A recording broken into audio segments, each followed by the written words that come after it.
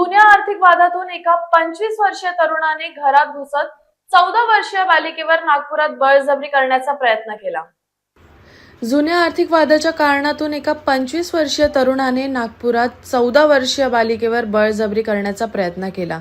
नागपूर शहरातील तहसील पोलीस ठाण्याच्या हद्दीत हा प्रकार घडला। इम्रान इब्राहिम अन्सारी हा पीडित बालिकेच्या नातेवाईकांचा परिचित आहे। आर्थिक वादानंतर इम्रान दार तोडून मुलीच्या घरात शिरला। त्याने मुलीला जीवे मारण्याची व उचलून नेण्याची धमकी दिली। याशिवाय तिच्याशी असभ्य वर्तनही केले। घटनेनंतर पीडितेने परिवारासह तहसील पोलीस स्टेशन गाठत तक्रार दाखल केली।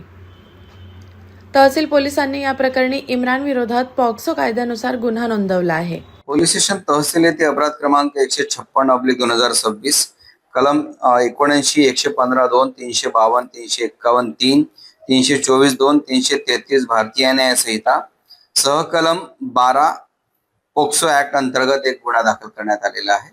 यातील फिर्यादीची एक 14 वर्षीय अल्पवयीन मुलगी ही घरी असताना यातील आरोपी इम्रान इब्राहिम अन्सारी वय 25 वर्षीय राहणार डोबी मोमिनपुरा हा अचानक त्यांच्या घराचं दार तोडून आतमध्ये शिरला आणि जी अल्पवयीन मुलगी होती पीडिता तिचा हात पकडून त्यांनी ओढताण केली आणि सांगितले की तुझ्या काकाने जे पैसे घेतलेले आहेत ते पैसे मला परत कर, नाहीतर मी तुम्हाला सोडणार नाही असं सांगून जीवे मारण्या ठार मारण्याची धमकी दिली होती।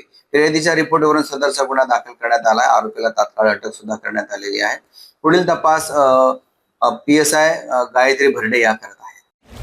लोक बघतात हा चेहरा असा, तेव्हा डलनेस दिसला तर ग्लो अँड लवली ह्याचे 10 mg विटामिन सीरम त्वचेच्या आतून नवीन सेल्स उभारते। चेहरा बनतो उजळ नव्यासारखा। Glow and lovely glow up.